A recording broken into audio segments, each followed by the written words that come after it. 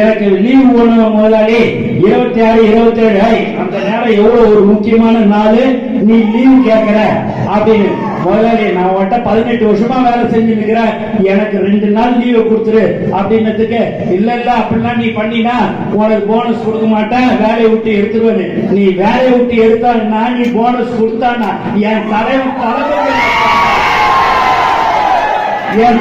தளபதி நான் போய் பார்க்கணும், உன் வேலையும் வேணாம் எதுவும் வேணாம் அப்படின்னு சொல்லக்கூடிய ஒரு உண்மையான தொண்டன் யார் என்று சொன்னால் அது தமிழக வெற்றி கழகத்தில் மட்டும்தான் என்பதை இந்த நேரத்தில் நான் தெரிவித்துக் கொள்கிறேன்.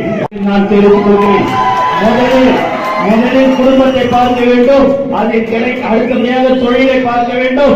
அதில் கிடைக்கும் ஒரு வருமானத்தில் 1%, 2% எடுத்து மக்களுக்கு செலவு செய்ய வேண்டும். எக்காரணத்தை கொண்டும் கடன் வாங்கி செலவு செய்யக்கூடாதுன்னு சொல்லக்கூடிய ஒரு தலைவர் நம்